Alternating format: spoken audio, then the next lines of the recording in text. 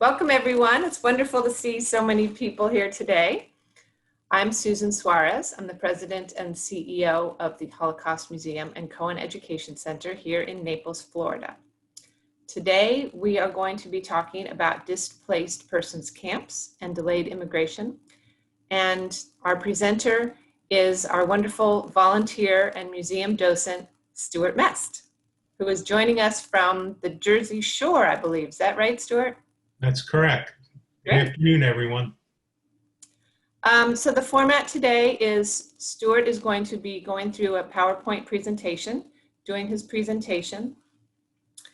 And then people may use the chat feature to send in questions, and I will read those questions at appropriate times, either maybe a little bit during the presentation, but also afterwards.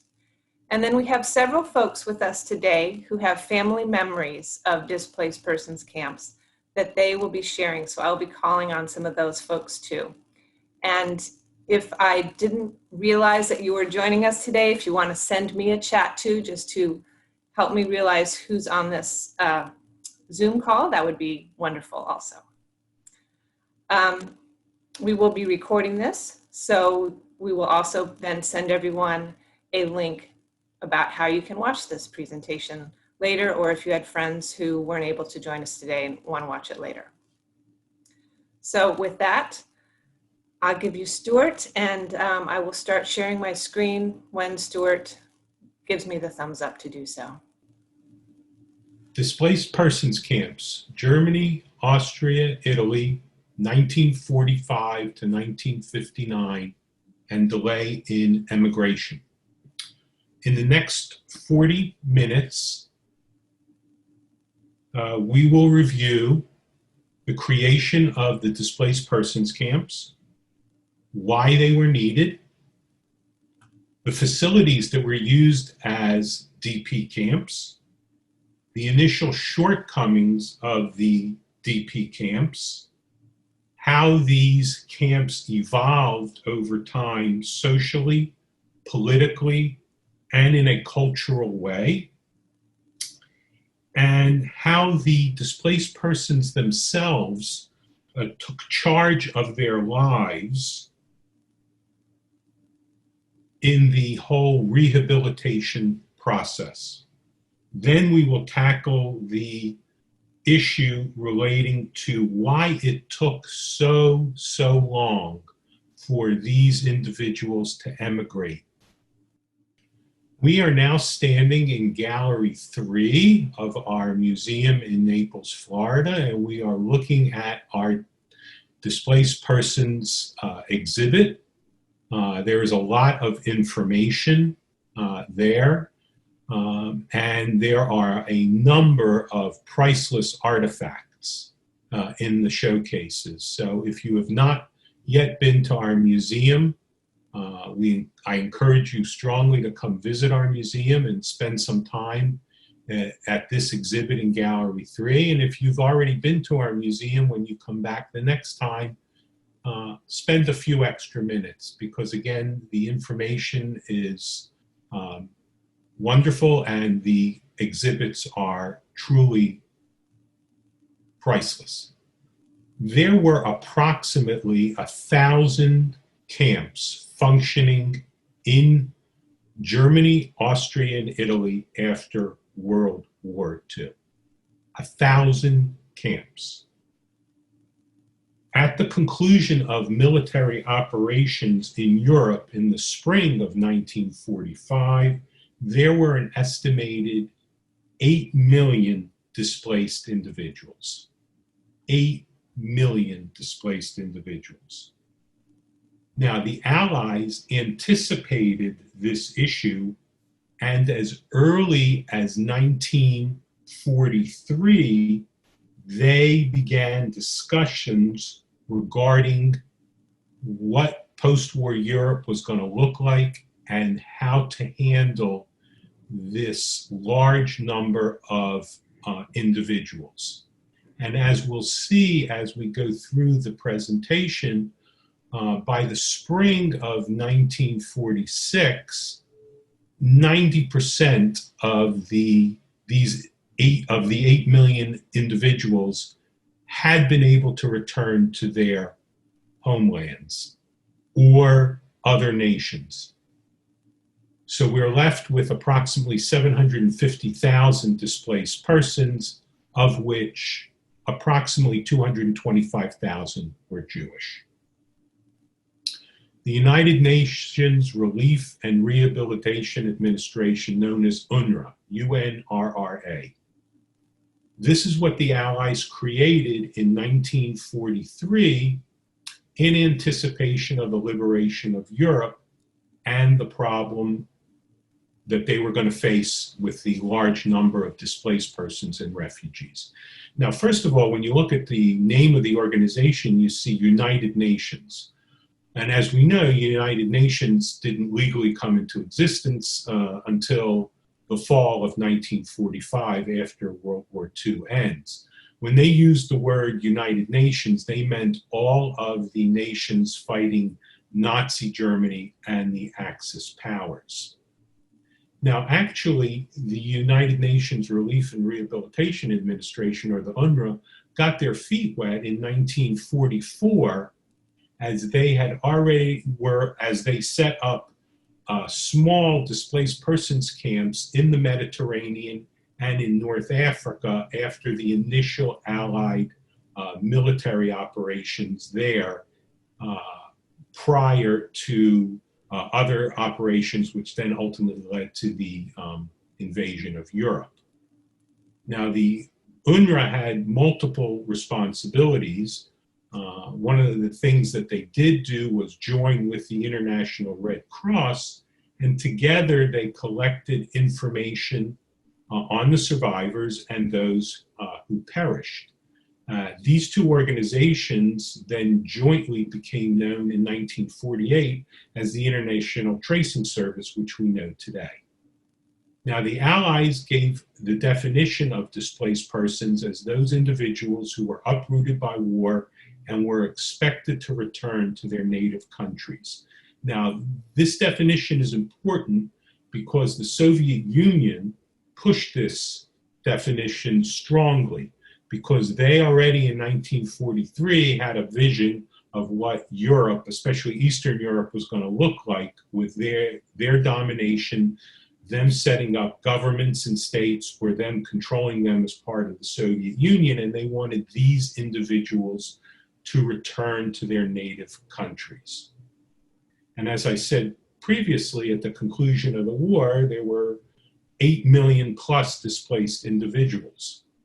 Again, most were able to return to their homeland. Most Jewish survivors would not, could not, or were afraid to return to their native countries. And for example, at the end of the war, my mother, who was a teenager at that time, returned to her home village in eastern Poland to see what was left. And there was not much left. And as you know, when the Soviet Union came through Poland, they burned down and destroyed most of what they came across. But some people recognized her, or thought they recognized her on the streets. And they said, "Are you one of Zalman Schwartz's daughters?" And she said, "Yes." And they said, "You're alive?" They started to scream, "You're alive, that the Nazis didn't kill you along with the rest of the Jews." So right then and there, my mother knew that going back to Poland was out of the option, was not an option. But some Jewish people did return to Poland, some returned to Germany. As we know, there was the pogrom in the spring of '46 at Kelsey in Poland, and thus most of the Jewish survivors migrated their way into the displaced persons camps by the spring and summer of 1946. The Allies had 4 goals for the displaced persons in 1943, and these are the 4 R's: rescue, relief, rehabilitation, and reconstruction. So let's just go through them briefly. Rescue was the initial liberation of the concentration camps and providing acute relief for their health conditions, etc. And as we know, for the most part, it was inadequate. Granted, acute medical care was achieved, hospitals were set up, makeshift hospitals were set up, and people did receive acute medical care, but for the most part, it was inadequate. They weren't aware of the nutritional needs of the survivors, overfed them in many instances. And for instance, in Bergen-Belsen, in the first 3 months after the war in the Bergen-Belsen DP camp, as you know, Bergen-Belsen was a concentration camp. The main concentration camp was burned down, but the complex itself was a DP camp. It's estimated that 20 to 30,000 survivors died in the first 90 days at the conclusion of the war because of inadequate relief. Now, the rehabilitation and reconstruction occurred in the DP camps, but as I said at the beginning, that was really the DPs, the displaced persons themselves, taking charge of their lives and recreating a Jewish life. Now, various facilities were used for DP camps. Former military barracks, hotels, airports, hospitals, private homes, boarding schools, regular schools, and yes, concentration camps for months and months at the conclusion of the war. And as we know, long-term, Bergen-Belsen was used, concentration camp was used as a DP camp, and Camp Feldefink, which was the largest DP camp in the American zone in Germany, was a former Hitler youth camp, and it had a sprawling complex. Here is a picture of DP camp in Bamberg, Germany, that's where my mother went after she had that experience in Poland. She realized that this was not where you want to be. She found her sister actually on the streets in the village, and they both wound their way to this DP camp in Bamberg, Germany, which was a former military barracks, and the conditions initially were not good. They lived through hell, but when I asked my mother to summarize the DP camp, she said, anything's better than what we lived through, but the most important thing was that the guards weren't shooting at us and trying to kill us. And that's how she summarized the DP camp initially. Now, initially, the displaced peoples were housed by their nationality. So if you were Polish, you were then housed in a DP camp with other Polish citizens. If you were German, you went to a DP camp with German citizens. If you were from the Ukraine area, etc., or Lithuania, you went with those people because they felt that was going to be the easiest way for them to return back to their native homeland. Now, for the Jewish displaced persons, this was a scary, scary experience. Being housed in a DP camp with fellow Polish citizens, some of whom were openly anti-Semitic still, and the Jewish DPs were scared. And the same thing happened in the other camps. Now, for the 8+ million displaced persons initially after the war, 90% were able to return to their home countries, or arrangements were made with certain countries based on the DP's skill level in terms of occupation, and such. Over 7 million did return to their home. There was about 750,000 displaced persons by the spring of '46. And about 25% of them were Jewish. About 210,000 is the number in most sources. 3% of the Jewish DPs were between the age of 6 and 17, kids, teenagers. And here we see a picture of school children at Schoenstein DP camp in 1946. And as I said earlier, the conditions initially were horrendous for the Jewish survivors. And President Truman was made aware of the conditions, the inadequate health care, no clothes. The food was not appropriate for what these emaciated, sick individuals needed. And many were in the concentration camps that they were liberated from for months and months and months at the conclusion of the war, still in their prison uniforms. So, as I said, President Truman was made aware of the horrible conditions, and on June 22nd, 1945, the president requested a report on the condition of the displaced Jews in Europe. He tasked Earl Harrison, who at that time was the dean of the University of Pennsylvania Law School, with going to Europe and looking at the conditions and issuing a report. Dr. Joseph Schwartz accompanied Earl Harrison. He was a representative of the American Jewish Joint Distribution Committee. And they went on a 3-week tour to see what the conditions were like. When he returned, Mr. Harrison issued a report, and it was a scathing report. And the purpose of the scathing report was to get the president's attention of the deplorable conditions, and most importantly, to get quick results. Here we see a photo of Jewish DPs after the war behind barbed wire in a concentration camp, guarded by American soldiers rather than German soldiers. So think of the psychological trauma of that. The war is over and you are still in a concentration camp in your prison uniform, guarded by soldiers who aren't shooting at you.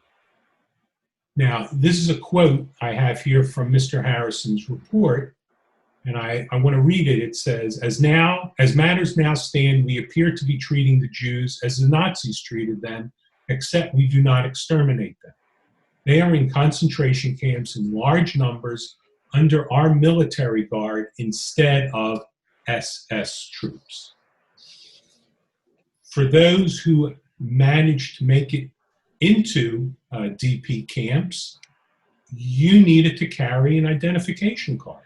This is my family's ID card from Camp Feldafing. My father, after the war, he was liberated from Dachau, from Kaufering subcamp of Dachau, at the end of April of 45, and he was severely ill and emaciated, and he had typhus, and he was hospitalized acutely. But when he came out of the hospital, he was placed in a DP camp, and he said the conditions were horrific. He was subsequently transferred to Camp Feldafing, in which he had to always show his ID card. Just like you did before the war, when the Germans occupied your country, you had to show your ID card and wear your Jewish star. And then you went into the ghetto. And in fact, initially, you were restricted to certain parts of the camp, which eased up over time. And over time, you were allowed to leave the camp. But initially, you were again a prisoner. So think about the psychological trauma of that. So after President Truman received Mr. Harrison's report, one of the first things he did was that he ordered that the Jewish DPs had to be kept separate from the other DPs.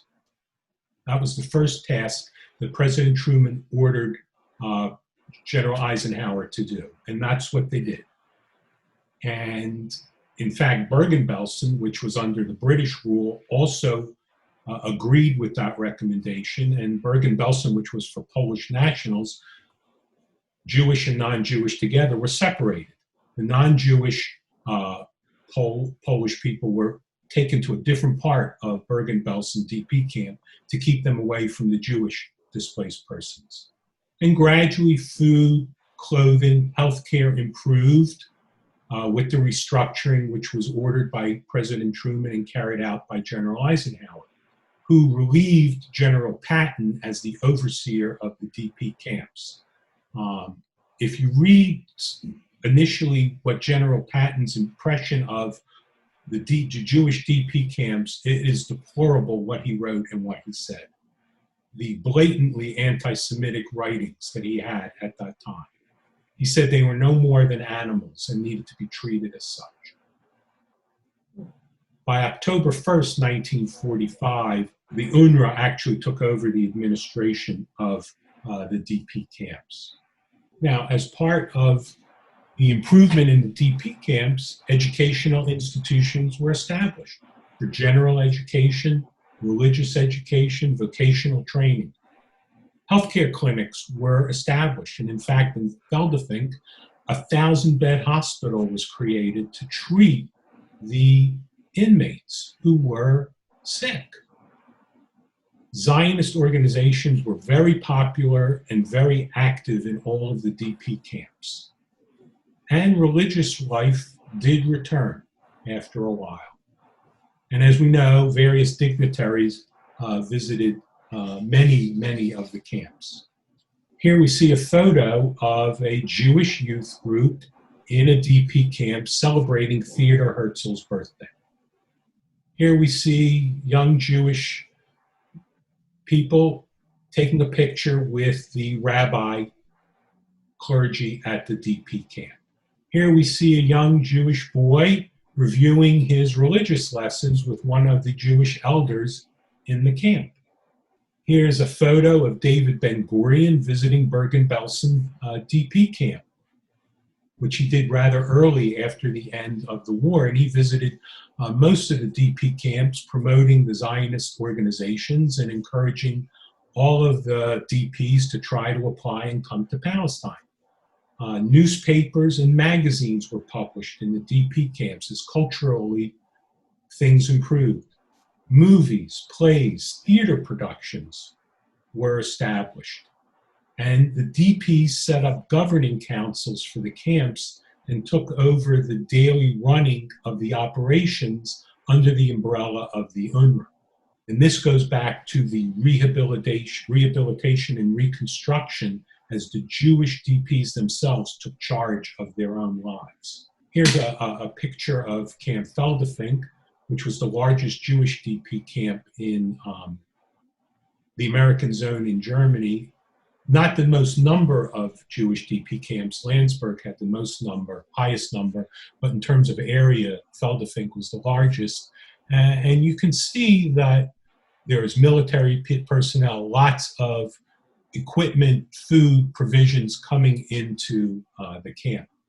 And as part of the reconstruction and rehabilitation, the camps had their own camp currency. And here's an example of a $10 note and a 50-cent note in Camp Feldefink.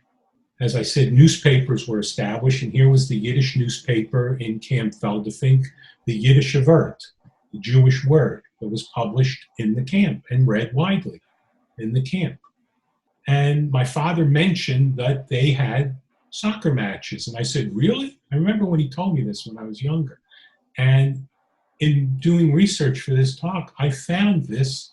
This is a poster advertising a soccer match, football match, between Camp Feldefink and Camp Fahrenwald in Germany. And he said they would get on a bus and they would go travel around and actually play soccer against the various DP camps. As part of the return to normalcy, weddings were very common in the DP camps. During 1946, there were over 1,000 marriages.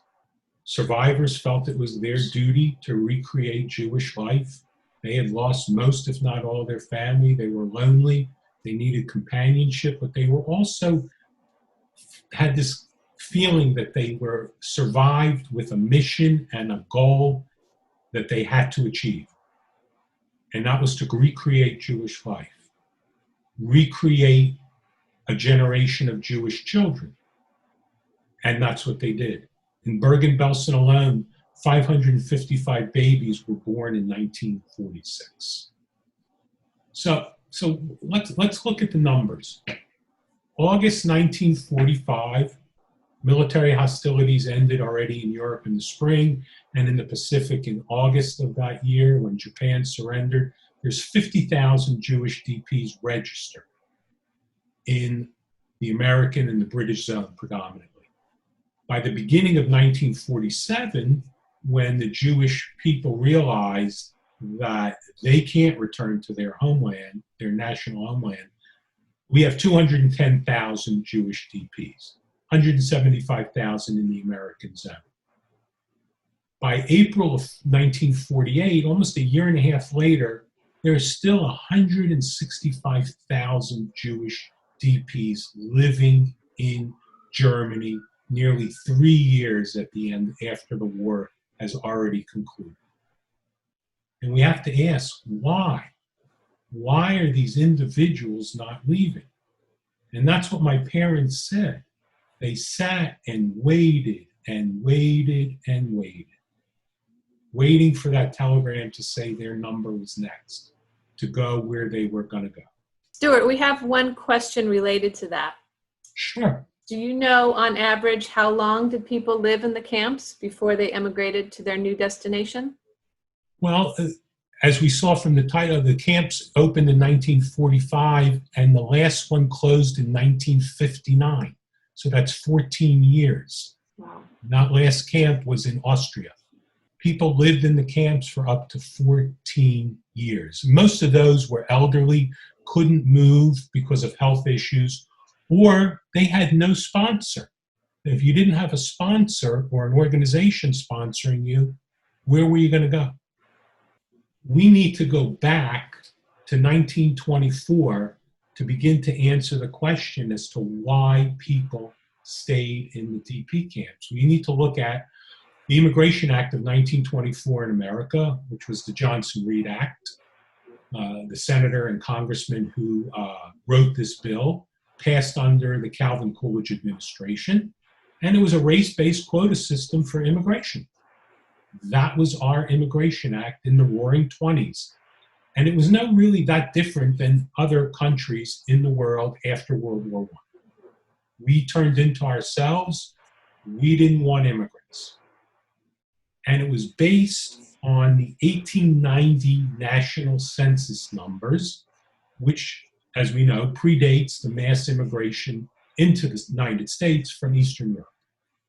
So when you identified yourself on the 1890 census as Polish or German origin, Polish origin from Ireland, Greece, etc., they used those numbers and then said 2% of that number can come into the United States a year from 1924 moving on. So obviously this greatly, greatly affected immigration of Eastern European Jews, Italians, Polish, Greeks, and Slavic individuals. Initially, the cap was 165,000 from outside Western Europe, and that was reduced in 1927 to 150,000. So for instance, if you were a Polish national, I think the number comes out to about 5,000 a year were allowed into the United States based on the Johnson-Reed Act. Now, you have to remember this Johnson-Reed Act was in effect all through the mid-20s, all through 1930s as Hitler takes power, and all through World War II. And we, the United States, never came anywhere close to meeting our immigration quotas, as we know, during the war. Under the Roosevelt administration, Breckinridge Long, the Undersecretary of State, who was in charge of immigration, said no Jew was coming into the United States, and that's exactly what happened. But this was still the law of the land after 1945. So President Truman was well aware of this and always nudged Congress to amend the Johnson-Reed Act. But that went to no avail because Congress wasn't interested in changing our immigration law. So President Truman issued an executive order December 22nd, 1945, which set forth that the immigration quotas for the year 1946 were to give preference to the victims of Nazi persecution who were already in the U.S. zones of occupation at the time of the executive order. Now, the majority of the Jewish DPs didn't come into the DP camps until after that date, 46 into 47. But some were there in 45. And as I said, President Truman repeatedly urged Congress to amend and to change our 1924 law. And as we know, he urged the British to allow DPs to go to Palestine. But they refused for various political reasons. But even they, in the spring of 1947, began to allow 300 DPs a month to emigrate to Palestine, which is only 3,600 a year. And then, as we know, Israel becomes a state in the spring of 1948. And as I said previously, the Zionist movements were very, very active in the DP camps. And there was an agency, the Jewish Agency for Palestine, and practically all the displaced persons applied for certificates to go to Palestine. I know my parents did. They didn't know each other. They were in separate DP camps. They didn't meet till they came to America. But they applied, and of course, they were rejected. Very few got accepted.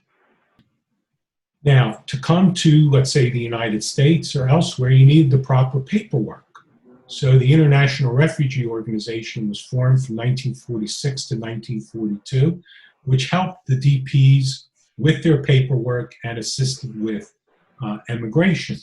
You needed to have a sponsor in America, for say, who put up a sizable amount of money as part of the application to bring you to the United States. They had to show that you had a place to live, that you wouldn't be a drain on American society, that you had a job, et cetera, et cetera, et cetera. So the immigration process to the United States after the war was still very difficult. And with President Truman's urging, finally Congress passed the Displaced Persons Act of 1948, which President Truman did sign on June 25th, 1948, but it wasn't the bill that he really wanted, but it was better than nothing, he said. He was very critical of it, and actually, the minute he signed the bill, he then gave a speech. And the bill does allow 200,000 DPs, displaced persons total, to come into the United States with proper sponsorship, proof of residency, et cetera. But if they were not in the American zone by December 22nd, 1945, they had to move to the back of the line. So in President Truman's speech that day, I have two of his quotes. First, he said, "The bad points of the bill are numerous. Together they form a pattern of discrimination and intolerance wholly inconsistent with the American sense of justice." He then further went on to say the bill discriminates in callous fashion against displaced persons of the Jewish faith. Finally, in 1950, the bill was amended, which allowed another 200,000 displaced persons to enter the United States above the quota system. And it also removed the requirement that individuals had to be in the American zone by December 22nd, 1945. So through these laws and amendments, that was how the displaced persons camps were basically able to be closed by the end of 1952. Though again, some did stay open as long as 1959. So where did the Jewish DPs emigrate to? Out of the 210, 225,000 initially counted after the war, 80,000 came to the United States, 135,000 went to Israel, and 20,000 went to Canada, South Africa, and some other countries. As I said, by the end of 1952, the vast majority of the camps closed. Feldefink didn't close, for instance, until 1953. Fahrenwald in Germany remained open until 1957 to care for the elderly, for the sick, and really for those who had nowhere to go. And as I said previously, there was a camp in Wels, Austria that remained open, sadly, until 1959. 14 years after the end of the war, these people were still living in a displaced persons camp.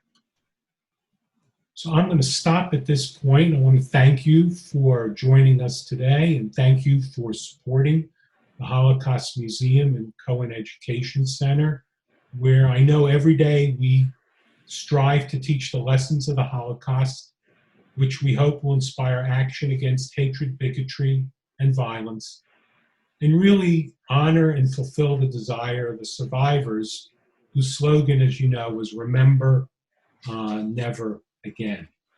I have one more comment, though, before Okay. I want to turn it over to you.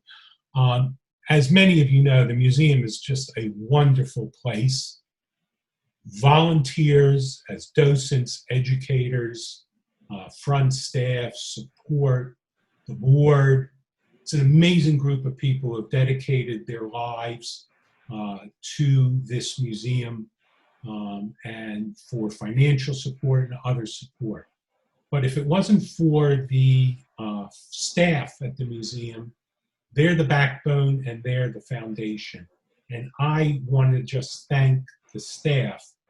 We have Susan here today, who's the president and CEO, and she's done a great job since taking on that role a few years ago. Sam Parrish, who's in charge of education and operation and works with the 8th grade students, as well as with all the teachers in Collier and Lee County in terms of Holocaust education. David Nelson, who's brought his expertise from the BBC to the museum, as he has crafted videos, our welcome video, and all the other programs that we see on our YouTube channel. Cody Redmacher is the curator who takes care of everything in that museum as if it's his child. Tim Morrison in charge of development and membership. And last but certainly not least, Joan Hogan, who's in marketing and communications. And every email, every newsletter, every blast that we get somehow comes through her fingertips. So personally, I just want to thank everyone at the museum for making it what it is. So now I'm done. So now I'll turn it over to Susan. Thank you, Stuart. That was very kind of you. We do have a fantastic team. Everybody volunteers and staff, and everyone works together so well. So we have some questions. You showed the currency. Where did people get currency? Were they able to have a job in the DP camps? Their money was donated, and even the sponsors would send money from America, and then they would use that currency and exchange it into DP camp currency. That's what my father told me. If anyone out there has any other information, that would be great.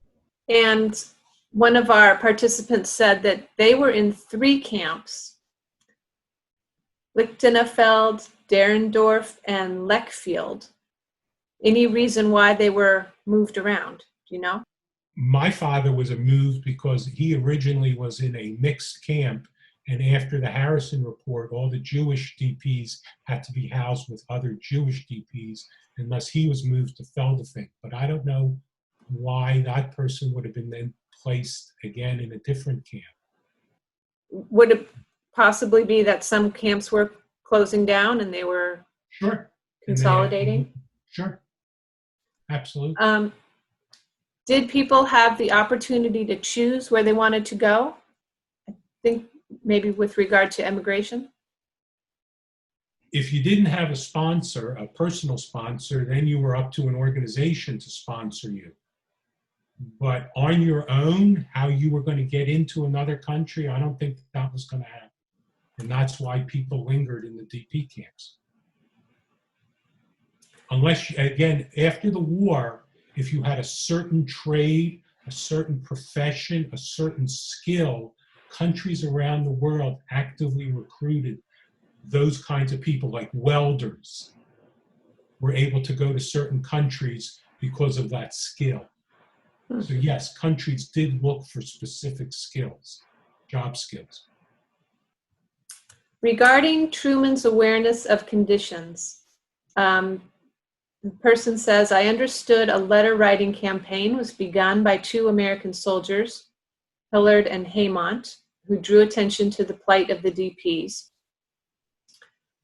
They actually swiped food from the U.S. Army canteens until the news hit the American newspapers. Mm-hmm. And there was other organizations that broadcast to the world how deplorable the conditions were. In response to other countries seeking out welders and other skills, we've had people say, my father lied and said he was an electrician. And another person said, my father lied and said he was a farmer. There you go. So, yeah. I think I saw something about that in a film. I can't remember which film. I was born in a DP camp, came over as an infant and have no memory of it. However, we landed in New Orleans, and I was told there were 4 ports. Do you know what they are, Stuart? The 4 places in the U.S.? My father came to New York. My mother came into Boston. New Orleans. New Orleans. I don't know. Does anyone know the 4th? I don't. Yeah. So thank you. At this point, I think it might be nice to transition to hear from some of our folks. Like Goldie said that she had some family memories. Janet, should we start with you? Thank you so much for doing this today. It was really, really illuminating. My parents were Holocaust survivors from Budapest, Hungary. And what few people, laymen, know is that Hungary was an ally to Germany. And that's why the Nazis couldn't get their hands on the Budapest Jewish population till 1944. It was very late in the war. But Eichmann went personally to Budapest to take care of this last Hungarian Jewish population, major Jewish population in Europe, and was very efficient. 12,000 people a week were shipped to Auschwitz, and in a matter of 6 weeks, 500,000 Hungarian Jews were already in Auschwitz. My father was in his 20s. He was a wonderful cellist, and he was on the last train that didn't go to Auschwitz. So he survived in slave labor, and they had to escape Hungary because it was divided into zones, just like Germany was.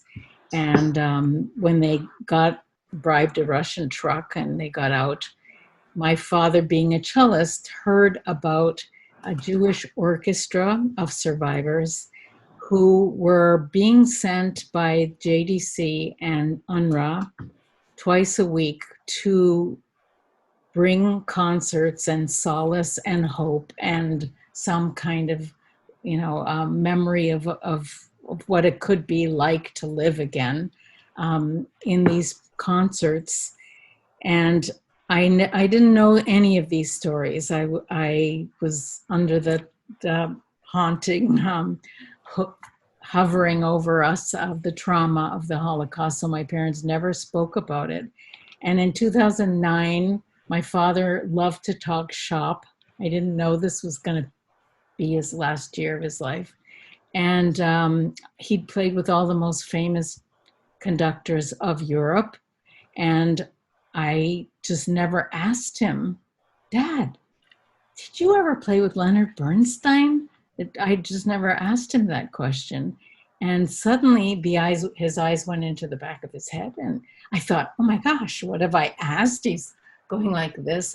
And he comes to after several minutes and blurts out, yes, it was in the Jewish orchestra in the DP camps.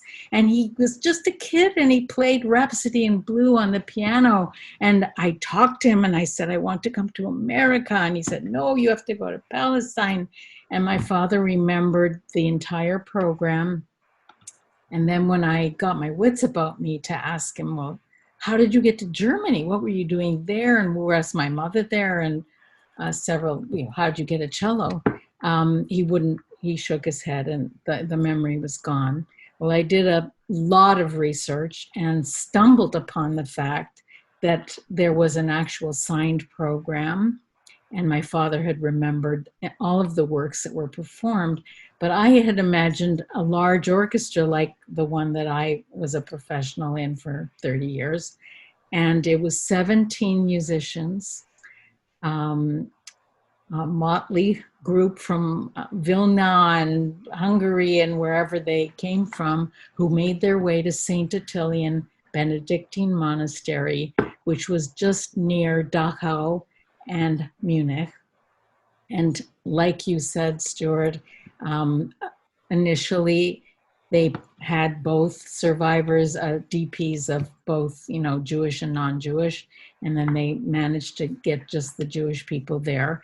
500 babies were born there, including some of my friends, and there they had their first liberation concert in 1945. My father was not yet liberated at that point. But what I didn't know with further research was that my father played 200 concerts in 100 different DP camps from 1946 to 48. Wow. So UNRWA and the JDC were really very aware of the importance of the culture, of the importance of, singing Yiddish and Hebrew songs, but also playing classical music, and to bring some joy to these people, to make them feel like life would be worth living again. And there are people that say, and have said to me since, that concert made them feel like they could go on. And I've written the story. It's at a publisher right now. I'm hoping it's going to be available by Yom HaShoah next year. And it's going to be called The Cello Still Sings. And I have a documentary. I have photographs with Bernstein. I have the original program. And my enthusiasm for finding the stuff made my father, just weeks before his death, to give me his testimony and to actually tell me what happened to him. So that's my story. Thank you for sharing. Thank you for sharing. Judy, how about you? Would you like to go next? Stuart, first of all, thanks so much for your wonderful presentation. It was so interesting. And I was so excited when I heard that you were doing this program, because my father, Rabbi Eli Bonin, was a chaplain in World War II. And he was the first rabbi to enter Dachau when it was liberated with his division, which was the 42nd Rainbow Division. And following the end of the war, he spent 9 months working with displaced persons in Austria, primarily at a DP camp in Bad Gastein. And when he left, the residents of the camp gave him a photo album in gratitude for his work, for helping them recover from their horrendous ordeal. Now, Stuart mentioned the horrendous situation that these DP camps were. And when my dad first got there, he wrote to my mother that he had a terrible time trying to have the people help him clean up. They had been in concentration camps. They were treated like animals. They rebelled. They didn't want to clean up. And at one point, when he asked them to clean the toilets, they wouldn't clean the toilets. So he, the rabbi, took off his military jacket and went over and was just about to start cleaning the toilets when one of the people ran up and said, "No, we can't have a rabbi cleaning the toilets." And so after a while, people started to help and clean up. And at Bad Gastein, he helped the children. He helped us establish a school. There was vocational training for adults, courses in machine shop work, carpentry, tailoring, agriculture classes, courses in self-improvement, and language, science, driving, and writing. And there was a drama group, a newspaper, and of course, political parties. And the album that the people gave my dad at the end really was just showing that these people endured unimaginable barbarism, but they had every reason to give up, but they didn't give up, and they eventually established a civil society of their own. Many of the residents, as Stuart was saying, did end up going to the United States. My dad very quietly helped efforts to smuggle some survivors into Palestine in the effort that at that point was called Bricha. And so my dad returned home to the States to continue as a rabbi in Buffalo, New York in 1946. But he did not talk that much about his experiences. Mostly a lot of what my brother and I found out were things from the letters that he wrote my mother daily from the time he went to Europe as a chaplain until the end when he was with the DPs. And so my brother has written a beautiful biography of this time. So. And Richard is sharing something on his screen there. Richard, what are you showing us? Something related to what Judy's saying? That was just my ski instructor patch from Botkenstein on Mainz, Austria, back when I taught skiing there 50 years ago. Ah. Let me see if I can find it. Here you go. Get up here. Oh my goodness. Amazing. Unbelievable. Thank you. Thank you. Thank you, Judy. Dov, you have some things to share from Napoli, Italy. Yes, I will try to do it quickly. My grandfather, unfortunately, was injured badly in a enforced labor camp in Bucharest, Romania, and they refused to treat him, and he subsequently died.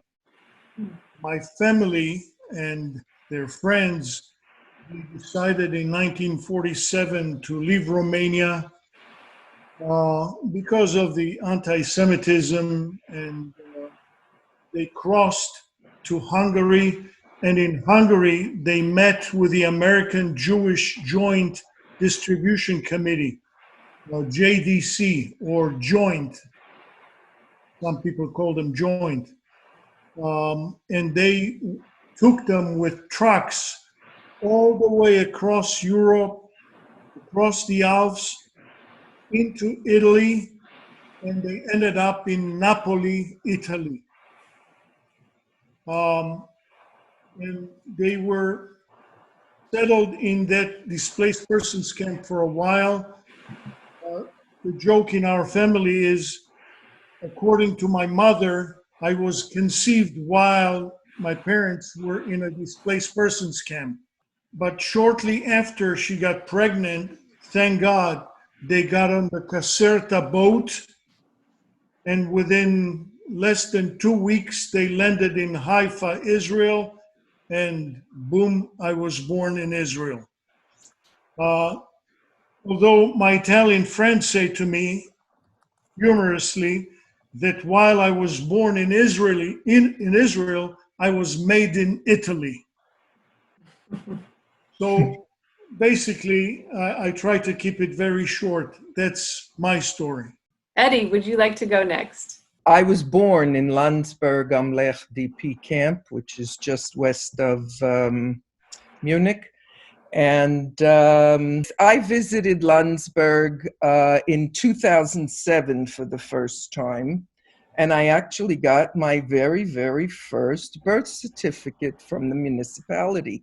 I never had a birth certificate. I had a little newspaper clipping that my mother schlepped around with her, which I think she used when I applied for US citizenship. So that previous building was the new building, and it has been converted into a center for immigrants now. It's beautiful, it's nicely painted, it's quite lovely. And one of the things that I grew up with was hundreds of photos of the DP camp. And all of the photos are of happy endeavors, like you see here. They went skiing, they went sightseeing, they traveled around, they socialized, they had parties. So for me, in my memory, and I, obviously can't remember my time there, but for me, the DP camp for them was a positive intermediary time. I'm sure there were difficulties, and but the photos that they took, my father was a crazy photographer, were always very happy photos with all their friends who survived, and they were trying to recreate a life of joy and happiness. They were very involved in the cultural activities in the camp, and I threw some photos, my aunt's photos of dramatic activities, choir singing. They were very involved in the cultural activities. My grandfather also survived. You mentioned Kaufering. Both of my grandfathers were in Kaufering, Stuart. Only one of them survived. And so they were those years were good. And they had enough food, enough so much that they could barter, because the Germans in the neighborhood had no food. The situation for the Germans was quite terrible. And so they would barter food for items. So you talk about heirlooms. The only heirlooms I have, like many survivors' families, came from Germany after the war, where they bartered bread for a coffee grinder, or a Rosenthal set of dishes, or a piece of jewelry. And so these are items that I have. For me, these are my heirlooms. And so life for them in the camp was good. They both worked. My mother worked in the medical clinic in the camp. My father was always working with as a car or jeep mechanic. That's what saved him in the Kovno ghetto. My parents were from Lithuania. And so from those photos and from their stories, I got this picture of, the DP camp was a great way station on their way to the United States. Their stories about the United States were not as nice as their stories about the DP camp. And, but we had to wait until 1950 to get a visa. Now, the whole story of sponsors and so on, family, my grandfather had 7 siblings living in the United States. They had a little difficult time deciding whether they would sponsor us. So Hayes eventually sponsored us to get to the United States. But getting back to the DP camp and the cultural activities, I grew up, and here I'm going to tell you a coincidence that's beyond belief. I grew up with the stories that I mentioned, but I grew up with this one particular story about how Leonard Bernstein came to conduct and play in the orchestra, the DP camp orchestra. In my house, Leonard Bernstein and George Gershwin were holy people, holier than anything. And Gershwin always was played in my home. As a matter of fact, my sister is a musician, and she is an expert in Gershwin. And we always heard about the concert. And one day, here I am, 70 years later, I'm sitting in the audience of a concert. And a cellist stands up and she describes her story of her father, who told her how he played in the orchestra in a DP camp. She didn't mention which one. Under the baton of Leonard Bernstein. Well, I almost fell off the chair. So needless to say, I waited for the intermission and I made a mad dash to the back room and I yelled out, "And they played Rhapsody in Blue, right?" So that was Janet. That was Janet, and that's how I met Janet. But not only that, I was Googling on the internet one day about Leonard Bernstein, and I came upon a movie called Mr. Bernstein. Well, again, I could not believe my eyes. It's about a young girl whose father nostalgically tells her about the concert with Leonard Bernstein. And that little girl grew up and made a movie about that episode and how she eventually met Leonard Bernstein when he played in New Zealand. So all of these stories are in the book that I wrote about my parents' odyssey of survival. And the coincidence is 70 years later just floor me every single time. So I met Janet, and now I've met the producer and the writer of that film, and they've introduced me to other kids who were born in Landsberg as well. So we like to say it's a very small DP world. Sam, would you like to go next? Yeah, I'm the one that was in 3 DP camps. I was born in Kyrgyzstan in 1945. My parents left Poland, luckily, in September when the Nazis came. I was born in Kyrgyzstan along with my brother, my late brother. What they told us, and my sister was already 3, they came back, they went back to Bilgora in Poland to see after the war, I guess through the Red Cross. It was not a pleasant situation. Actually, the Poles killed my uncle there because we wanted to reclaim our spot there. But we ended up from there in 3 DP camps. I was just a little guy. This is actually a picture, I don't know if you can see it, of my family in one of the DP camps. I'm the little guy there. And what I remember, I'll tell you a couple stories. The pictures that you showed there really brought to light or memory as I was a little kid of what type of facility we lived in. And we lived in 3 of them. It was like that white building with small apartments. But I remember how my father made a living, and he would never really talk about it. He sold nylons that to the GIs, and also my sister would pack 3-pack Camels. He would buy a pack of, he would buy cigarettes, which was on the black market. They would roll the cigarettes in 3s and sell them, and that's how they made a living. That's how my father made a living. And then they really didn't want to talk about it too much.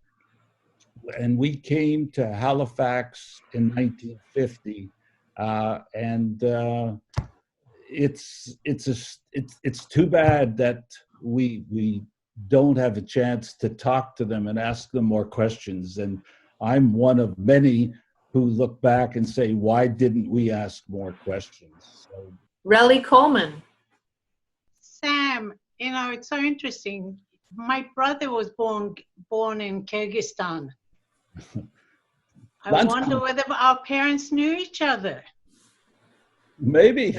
They could have done. He was born in 1944, I believe in Osh. Oh, my dad used to go to Osh. I was in Kizil, Kiev, which is about 30 miles from Osh. And my dad always talked. He'd go to Osh for work. He worked in he got a good job in working for Nina. I remember the name, in the petrol business. Because after they left Poland, he went to Siberia. He worked in the lumber camp. It was too cold. It went south, and he worked as a cook. Didn't like that. Ended up in Kyrgyzstan. And nobody knows Kyrgyzstan, one of the stands. But I always wanted really to go there. I don't know. Have you gone back or thought about going back? No, you know, it's really interesting that my parents, like a lot of survivors, never talked about the war. I have literally maybe half a dozen little vignette stories that they mentioned, by the way. None of them described what they went through, really. They were all very general. So I know that they survived by fleeing to the Russian-occupied Poland. They were then, with a lot of other refugees, deported by the Russians to Siberia, to labor camps. And then, those who know the story of the war, they were emancipated at some point, were freed from the camps, and were really relocated to Central Asia, to Kyrgyzstan, Turkmenistan, Uzbekistan, all the stans, and they stayed there until the end of the war, and then they made their way back home to Poland, only to discover that people have taken their properties. They couldn't get back into their apartments because they were now occupied by Poles who threatened them. They tried to be there for a few months. I'm now trying to reconstruct their story. So I'm finding bits and pieces. All of this I sort of found since they passed away.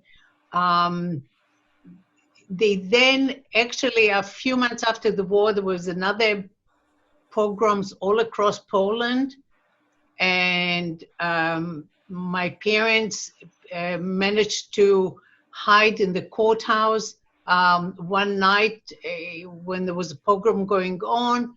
And the next day they left Wrocław, where they made their way to Germany and ended up in a DP camp in the American zone, which is where I was born. I was born in a DP camp.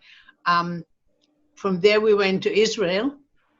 I was 18 months when we went to Israel, but I have a memory, which is strange. I have a memory as a baby crawling. My parents lived in the DP camp in a barrack where they divided the section from family to family by blankets. Wow. That came down 3/4 of the way, not all the way down. And I remember myself as an 18-month-old, as a year-old, crawling underneath the blankets to wherever people were eating and being fed by everybody, which is strange sort of. Somebody mentioned a birth certificate. Like everybody else after the war, you were born in the DP camp, you didn't get a birth certificate. My parents had a receipt from the hospital, a sort of a receipt for a baby. And a couple of years ago, I decided that everybody in my family has a birth certificate except for me. And I went Googling, and I was born in Eichstätt. Found the registrar's email, sent him an email and said, I was born in Eichstätt, didn't mention the fact that it was the DP camp. Can I have a copy of my birth certificate, please? Not 24 hours later, I get an email back.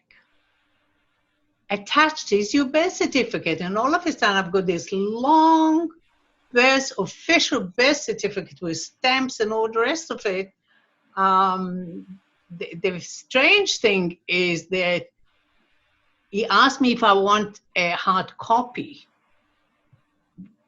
to be mailed to me. I said yes. When the hard copy arrived, it had another 2 pages.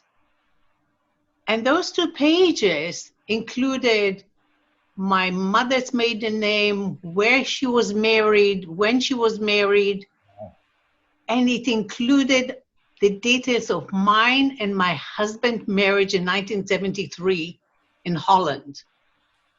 And I'm puzzled how in Germany, in the tiny little village of Eichstätt, they keep track of everybody who went through, and they knew that somebody hand wrote on the thing, when I was born, which was quite strange. Share a quick story for everyone about living in Kyrgyzstan, and Relly said about Osh. My sister was 6 years old at the end of the war. I was born May 20th, 45. My brother was born in June 7th, 1942. There was no Moyle. So the story goes, and it's a true story, that it probably about 5 months after the war, my parents found a Moyle to come to Kizil, Kiev, to circumcise me and my brother. Well, somebody came in a black outfit. He did me first. Then he did my brother. My brother was 3. He screamed so loud that my sister thought she was next. So she ran and hid in a closet because she thought she was going to be circumcised. So that's the story that Crazy. My brother was born in Kyrgyzstan. He was not circumcised.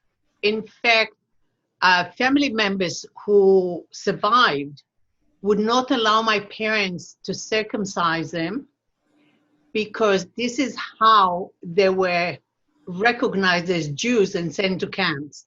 Mm-hmm. And he was eventually circumcised at the age of 4, just before they went to Israel. All right. Thank you, Relly.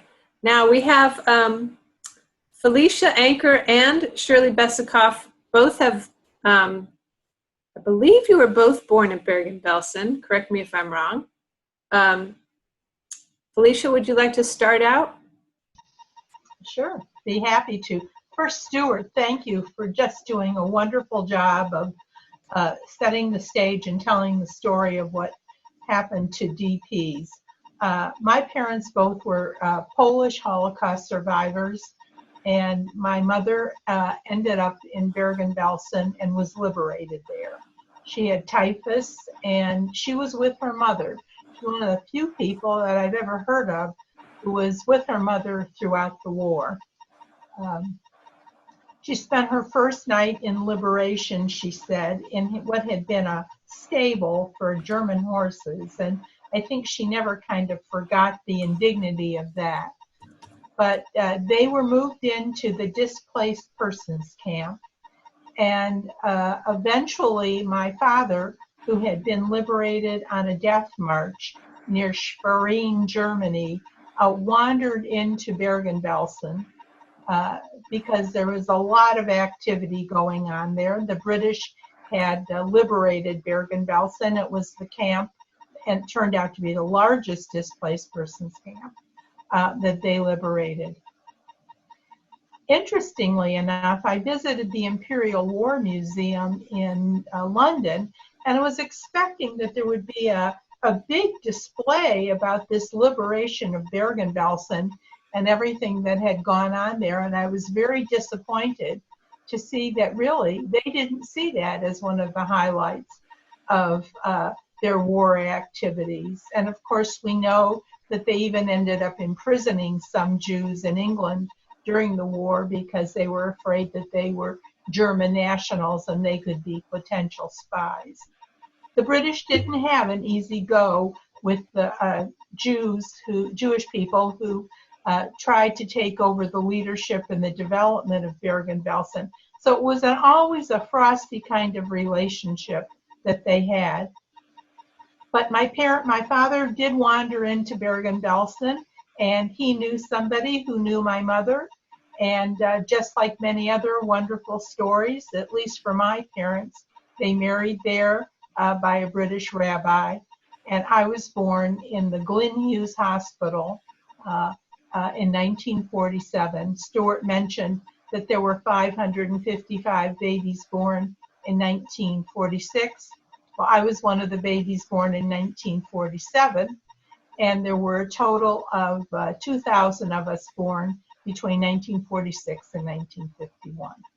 And I have a picture here. I've been to Bergen-Belsen 3 times, and I've had a chance to visit the hospital where we were born. And this is a picture of some of the children who were born in Bergen-Belsen and were standing in front of the hospital where we were born. And so I keep this in my office because it's a wonderful reminder. the last time that I was in Bergen-Belsen, they were able to give me my DP form. And it was quite striking to have my number and learn that I was indeed a DP and part of the statistics. It's kind of a haunting thought. I'm sure others of you feel the very same way. My parents were able to come to America in 1949 because, as Stuart mentioned, we had family that was willing to bring us here. And we came to Toledo, Ohio, which is kind of a strange place, but it turned out to be a very good situation because we didn't live in a community where there was a large survivor community, and it forced my parents in many ways to acculturate and get on with their lives. They never ever talked about their experiences. I really didn't learn anything about their lives until I was well into my 30s. But my mother had to leave my grandmother because she did not have a sponsor. And I recently found a letter that my father wrote in 1950 begging the American government to allow my grandmother to leave Bergen-Belsen and join our family in the United States, because they were going to close the camp in 1951 and she had nowhere to go. And so my mother and my grandmother were finally reunited later in 1950, and she was able to come to America. I wanted you to know that also the Bergen-Belsen Association in Israel has a whole organization, and they publish a quarterly magazine that's full of the activities of the Bergen-Belsen community in Israel. And so when I've gone to Israel, I've had a chance to meet with people and to meet people who knew my parents during those years. And it turns out that the Besikoff, Shirley Besikoff's family, the Schultzes, and my family were very, very good friends on the east coast of Florida before we even knew that each other existed. My mother told me, "Oh, my friend fella has a daughter in Naples. You should look her up." And of course I didn't. And then one day we found each other and realized we were the people we had told our mothers and promised our mothers that we would look for. So this Bergen-Belsen experience and the opportunities for me to go back there and to participate in a Bergen-Belsen community have been very important to me, to know my roots, and to, I actually had the opportunity to walk into one of the barracks in the DP camp and to stand in the room where I lived when I was a baby. And that really, of course, has a very, very special place in my heart, and really rooted me in a way that other people who were born in other groups and other communities know. My husband was born in Detroit, and he knows where he came from. And because I was able to visit Bergen-Belsen, now I know where I came from. This has been fantastic. I'm so grateful to all of you who have shared your stories. Thank you, Stuart, for sharing the details and the information and all your wonderful research that you do. I'm seeing some clapping hands out here. So we can all send our love through the chat and the clapping hands. Again, stay tuned. Hope to see you at our future Zooms. And thanks to everyone. Stay safe, stay well. Hope to see you at the museum soon. Bye-bye.